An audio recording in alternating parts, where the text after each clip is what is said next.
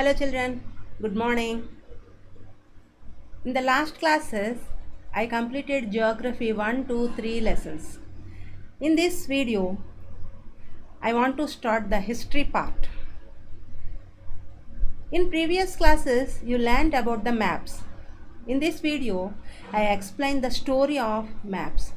Nowadays, we are all using maps for identity of the places and location of some of the continents, whatever may be. Do you know what is the history of maps? Yes, maps history was started nearly 4000 years ago. First maps were made by Sumerians. In those days, there was no paper. So, they used clay tablets to prepare maps. Why did they make maps? Sumerians' temples are called ziggurats. Those temples had a lot of land as sources of income. Where those lands located, to identify those lands, they prepared the maps.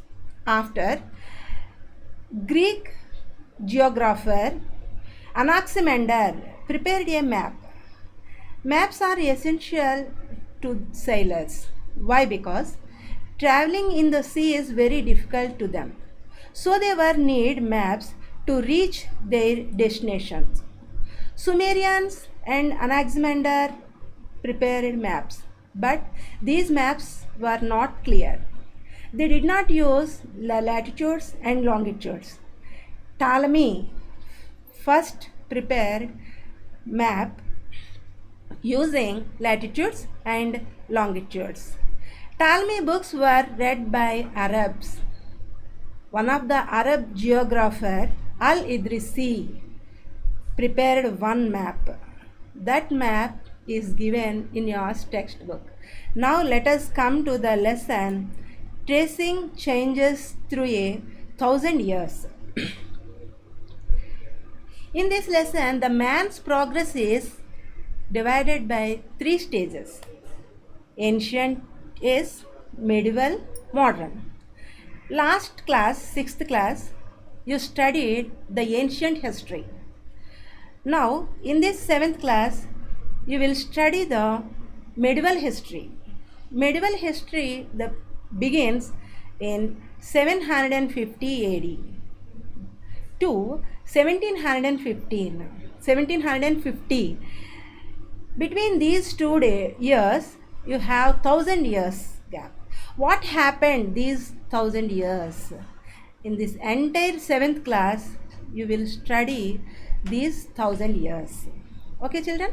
Now, I want to explain some of the keywords. Listen carefully. Cartographer. Who is the cartographer? Means a person who makes maps. That person is called the cartographer.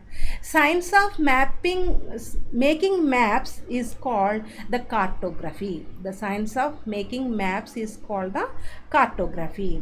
Next, map. What is a map?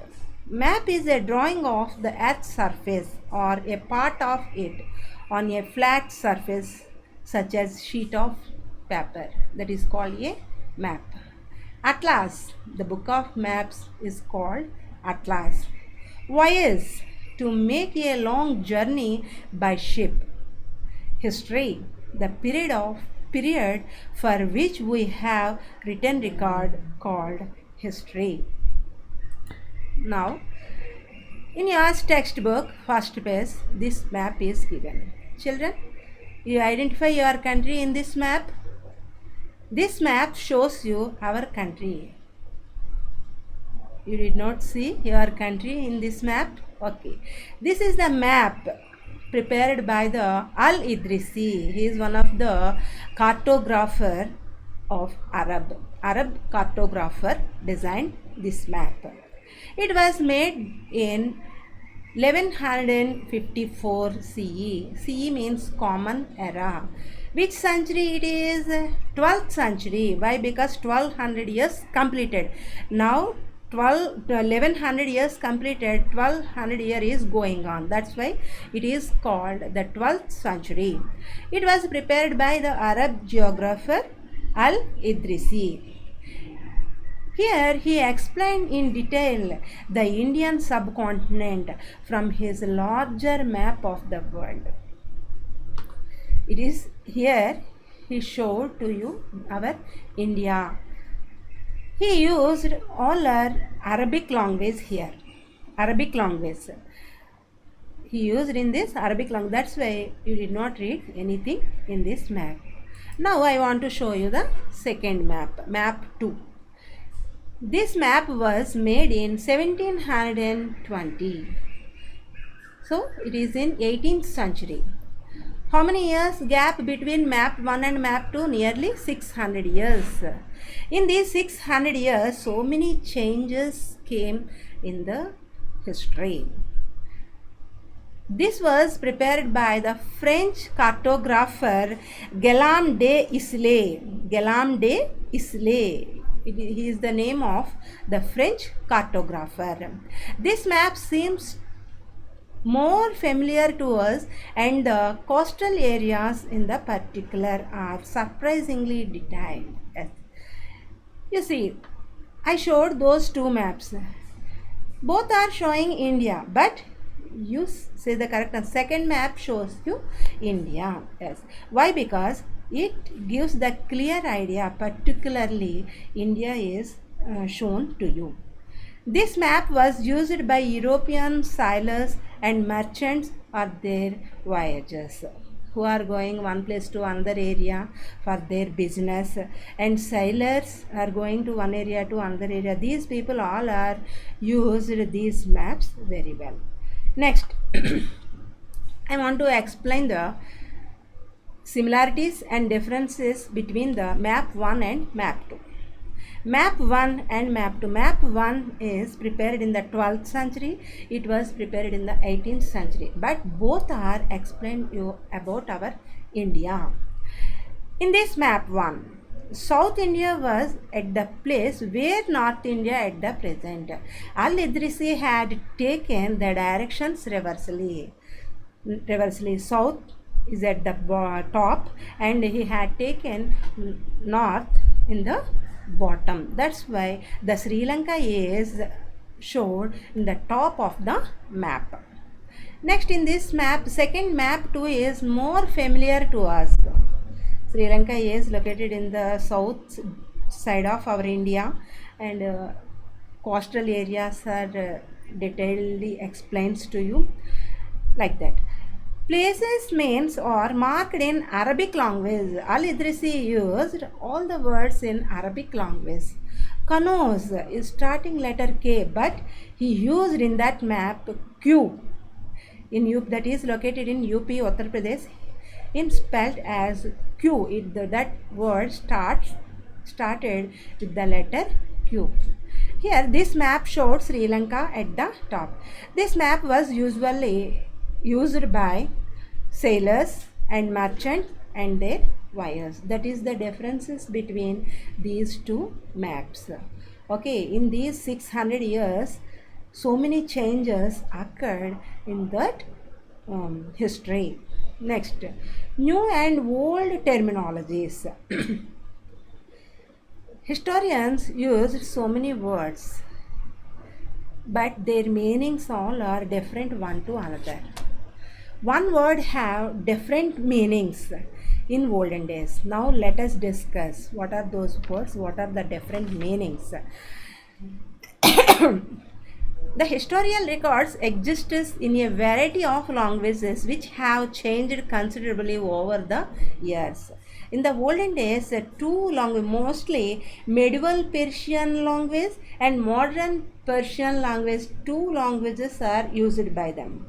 But the difference from modern Persian is not just with regard to the grammar and vocabulary. The meanings of the words also change over time. Take the term Hindustan. Today we understand it as India, a modern state. But in the 13th century, Minhas-e-Siraz meant the areas of Punjab, Haryana, and the lands between the Ganga and Yamuna. He considered these areas part is known as Hindustan. He used the term in a political scene for lands that were a part of the domains of the Delhi Sultanate. After that, in the early 16th century, Babur used the term Hindustan to describe the geography, the fauna, and the culture of the inhabitants of the subcontinent. Babur used the based on the geography and the fauna and the culture also. The 14th century, one of the great poet Amish Khusro used the word Hind. He also followed the same things of geography and culture of and the inhabitants of the subcontinent. Hindustan did not carry the political and national meanings as the term India does today. Next, another example is also given in your textbook, that is the term foreigner. It is used today to mean someone who is not an Indian. That person is called a foreigner. But in the medieval period, a foreigner was any stranger.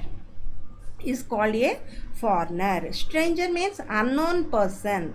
If you did not know that person before this, he is a foreigner. He considered as a foreigner. In Hindi, the term Pardesi is used to describe the word foreigner.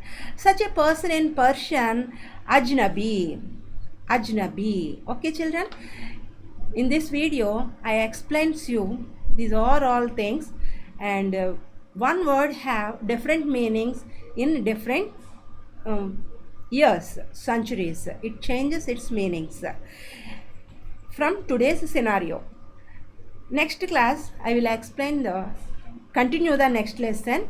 You read this up to the new and old terminologies also. You have to read and wait for the next video. Thank you. Bye.